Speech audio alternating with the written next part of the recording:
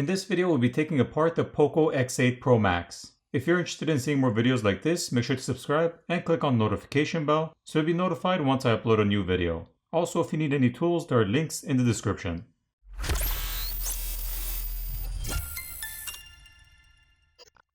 First, the SIM tray needs to be removed.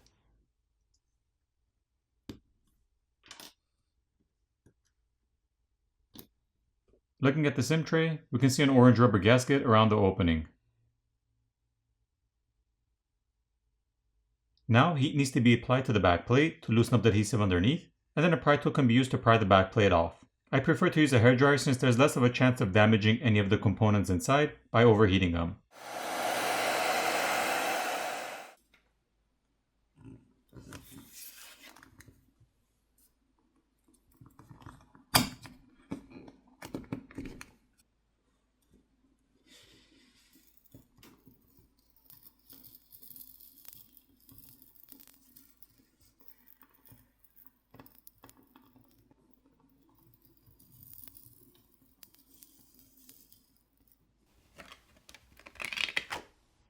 Here's a look at the plastic backplate.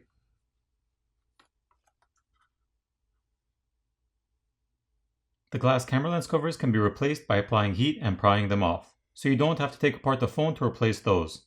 But if you want to replace the camera bezel, there are two Phillips screws on the back which also need to be removed, in addition to the adhesive holding it down.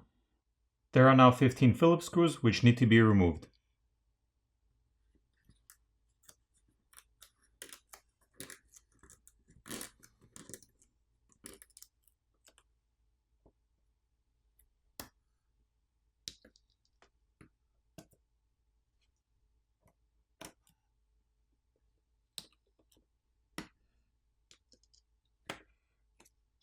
Having a look at the plastic motherboard cover, we see the NFC antenna located here, the LED lights for the camera ring lights, the LED flash, as well as the rear ambient light sensor and IR or infrared blaster. There is also graphite film to help transfer heat. The battery cables can now be disconnected, followed by the rest of the cables.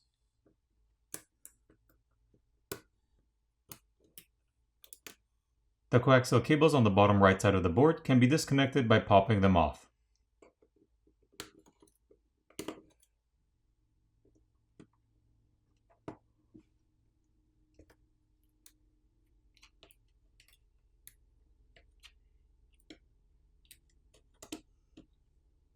Looking at the main board, we see the 50 megapixel primary camera, as well as an 8 megapixel ultra-wide lens. The main camera has OIS or optical image stabilization. The camera connectors can be disconnected by popping them off. There's a secondary microphone on the top corner underneath the shield, and there's graphite film and copper tape over these shields to help transfer heat. Having a look at the other side, we see the 20 megapixel front-facing camera, as well as some thermal paste on the back shields to help transfer heat. Once the removable shield cover has been removed, we see additional thermal paste on top of the RAM which is seated over the processor, as well as the ROM or onboard storage chip. Here's a better look with the thermal paste cleaned off.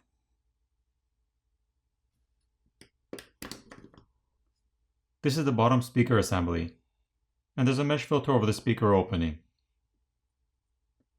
There is also an antenna board to the side of the speaker.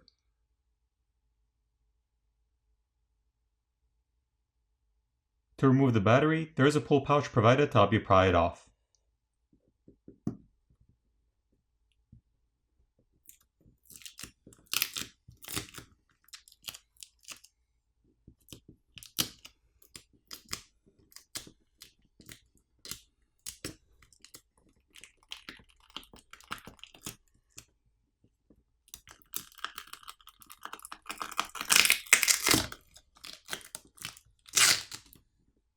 And this is the 9000 mAh battery.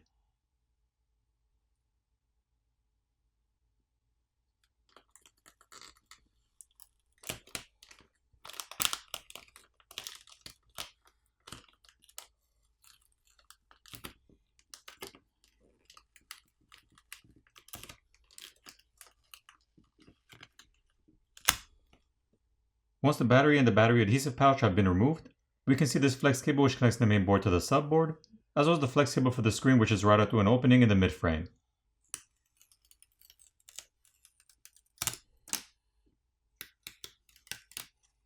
Once the flex cables have been peeled back, we have a better look at the large vapor chamber which runs underneath the battery, as well as the motherboard.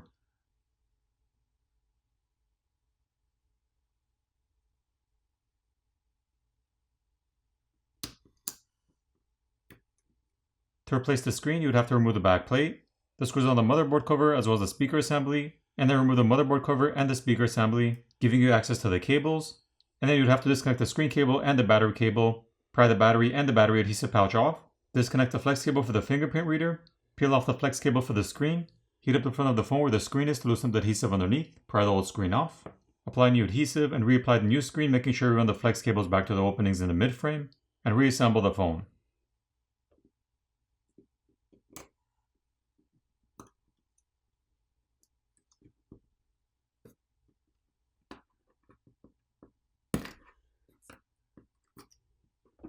Looking at the subboard, we see a red rubber gasket around the charger port, and the primary microphone is located underneath this shield. The SIM reader is located on the other side. The vibrator motor is located on the bottom corner, which is held down with some adhesive. To replace that, just apply some heat and pry it off. The same goes for the earpiece speaker, which is located on top. This is the flex cable for the volume keys and power button. To replace that, just peel off the flex cable from the frame, and lift up and remove this plastic bracket which is in the slit of the frame. As for the buttons, those can be pulled out of the frame. When it comes to this phone, if you're to accidentally insert a SIM ejector tool in the wrong hole, you don't need to worry since both the filters and the microphones are seated above the holes, so they wouldn't get damaged.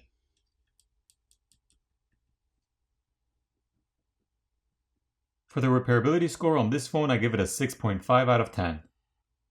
Now it's time to put the phone back together.